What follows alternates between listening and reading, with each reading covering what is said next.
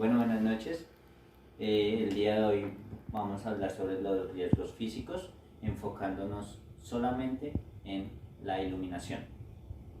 Bueno, eh, como saben, pues la iluminación es, según el diccionario, toda acción o efecto de iluminar. Pero si hablamos más claramente, la iluminación se define como el flujo luminoso que incide sobre una superficie. Vamos a hablar de términos, de conceptos y ya vamos a entrar al tema como tal. Bueno, entonces, primero, si hablamos de iluminación, vamos a ver el concepto de qué es luz, qué es la luz. La luz es toda radiación electromagnética emitida o reflejada por cualquier cuerpo. Eso sería la luz.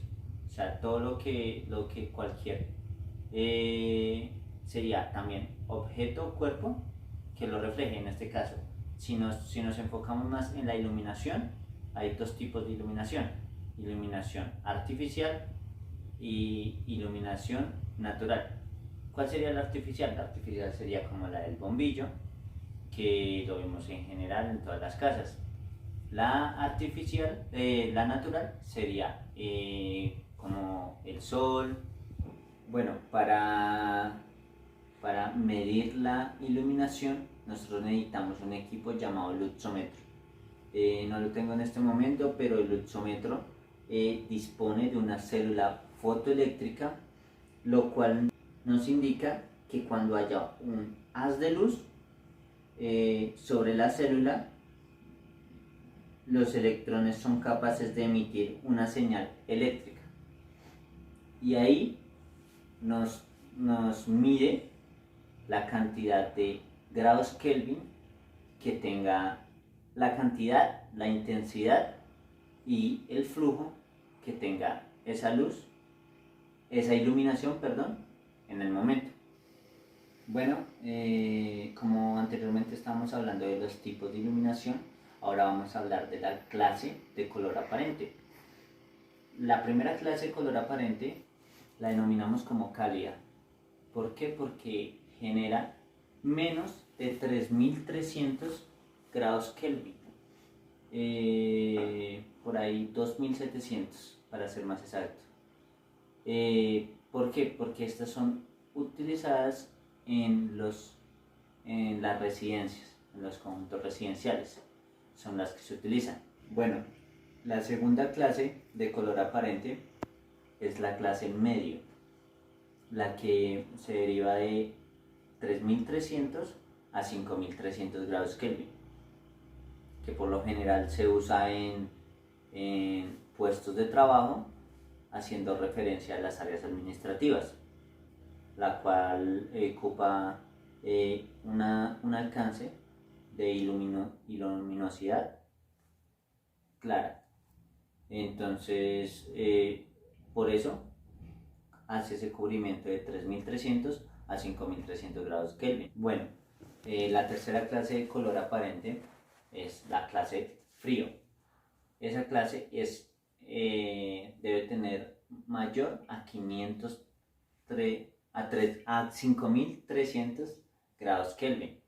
¿Por qué? Porque esa clase tiene niveles de luminosidad elevados, los cuales se usan para trabajo, para ambientes calurosos y tareas particulares. ¿Cuáles serían los ambientes calurosos? Decirlo, una mina sería un ambiente caluroso. Bueno, lo siguiente que vamos a tratar es los efectos que causa la iluminación de acuerdo a la exposición, al tiempo de exposición que duramos en el puesto de trabajo o frente a una iluminaria. Entonces, los efectos que causan es la fatiga visual, que es muy general, porque los ojos tienden a tener cansancio de estar viendo un computador, de estar en una luz que genere una intensidad directa. También podemos tener las molestias oculares, la pesadez de ojos, con esa necesidad de frotarse los ojos, que no se debería hacer, pero eso nos causa la iluminación y la intensidad de la iluminación. También tenemos los trastornos visuales, los cuales son borrosidad, disminución de la capacidad visual. Esos dos factores en cuanto a los trastornos visuales siempre se tienen muy en cuenta, porque a cada uno les pasa que siempre uno de tanta intensidad y de acuerdo al lugar, a la distancia que está la iluminación, tendemos a ver borroso. Digamos, pongo un ejemplo. En este caso, el flash de la cámara está directamente, y por lo general, si yo estoy viendo la cámara, veo a un lado distinto y voy a ver borroso. Entonces, eso es un ejemplo claro. También tenemos la fatiga mental, que es muy importante, de unos factores que si hablamos de iluminación no se van a tener muy en cuenta. Los factores de fatiga mental. ¿Por qué? Porque, como saben, los ojos van conectados al cerebro. Entonces, de acuerdo ahí, tenemos el cansancio mental, nos duele la cabeza, nos ocurren como síntomas extraoculares que van en la parte de atrás, en la parte de atrás, como a los lados de los ojos. Entonces, a los lados, y ahí nos genera, como normalmente decimos, dolor de cabeza, o como se dice ya en medicina, cefalea. Deslumbramientos. Los deslumbramientos es esos efectos que nos hacen como cerrar y abrir los ojos como si estuviéramos en algún lado, pero en realidad nosotros no lo estamos haciendo. Los ojos están totalmente abiertos y como que es una luz que nos pega directamente y ya. Esos serían los efectos que tenemos al tiempo de exposición a una iluminación con un gran grado de intensidad no adecuada.